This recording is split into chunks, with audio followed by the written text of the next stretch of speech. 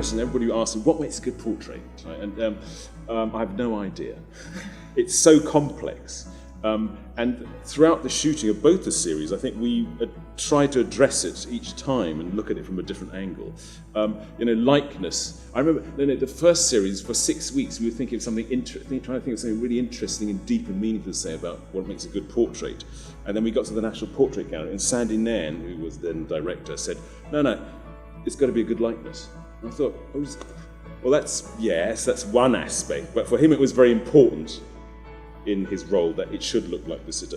But of course, likeness is very varied. I mean, we've all seen a photograph of ourselves where we think, wow, the photograph doesn't really pick and choose, but that doesn't look anything like me. It's caught an aspect of me which I don't recognise. So I think likeness is quite a movable thing. The first time, I used to run the BP, the John Player Portrait Award, and the first time I met Ty, I think it was the second year that I'd worked there, and I always remember the third year when Ty had to come back as a judge, and I found him around the back of one of the screens with his head in his hand.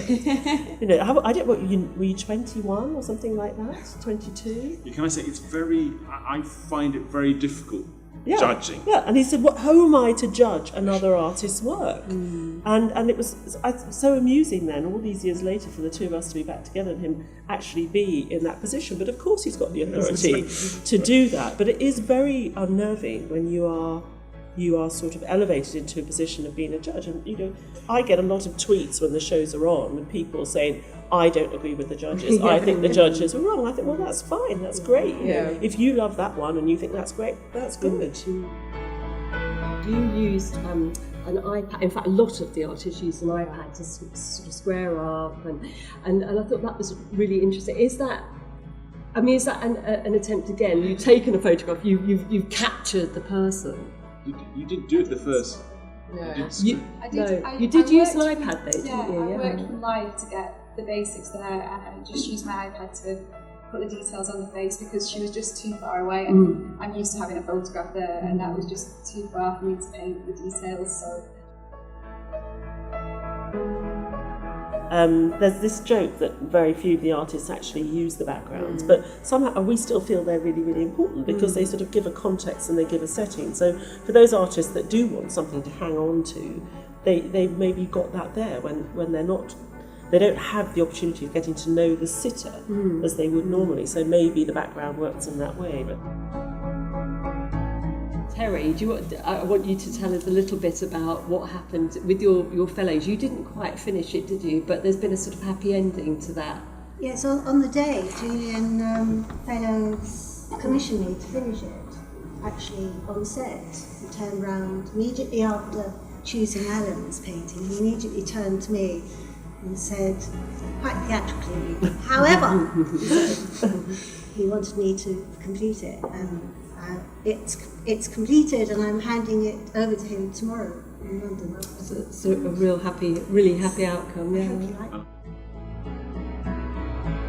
Were you actually as cool on the day? Because you really did actually. You didn't seem quite as sort of stressed out as everybody else. You really looked like you were enjoying. No, you did, but you were turmoil inside, were you? Yeah, it was horrible. Yeah, it's really. I mean, before it started, I think I just made myself ill with worry.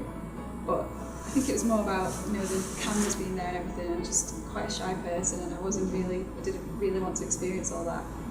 But then, as soon as we kind of started the competition, we started painting. You just forget about all that, and you're just really in the zone. And I didn't feel the stress then until later on when I thought I was running out of time and stuff like that. But yeah, no, I definitely wasn't relaxed. The perfect starting point for a programme like this, because there's an entry point for everybody, because there's this sense of likeness, and that you've got the sitter, and we can all, as so many people who watch the programme don't really engage with art normally, and there's this sensation of developing and cultivating new audiences to get excited about art and feel that they can understand it. And what I really love about it is that my family watch it and they completely get into it, and they are so opinionated, and they are the guru and they're the expert, and they've watched all of series 1, and now they feel like they're completely qualified, and that's absolutely brilliant because they are, because the programme has qualified them. also in the first series seen people produce great paintings, and then destroy them because the tension's too much. Really? So it does. It depends on the person. It really does. But I mean, from our point of view, it's extraordinary. They do have to get there at the crack of dawn and walk through a door 15 times, because with television, you're going to do every angle.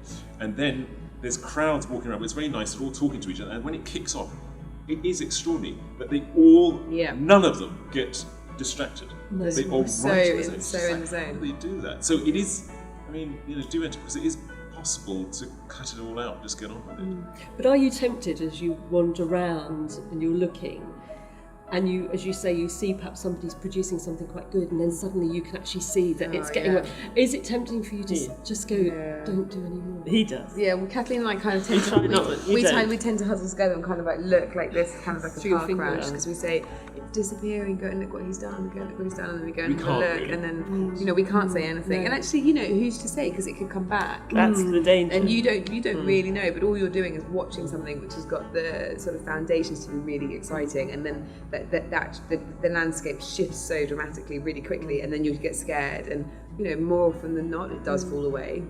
And that's where the time lapse is brilliant actually for us when we watch it back, because we say, well, that was good.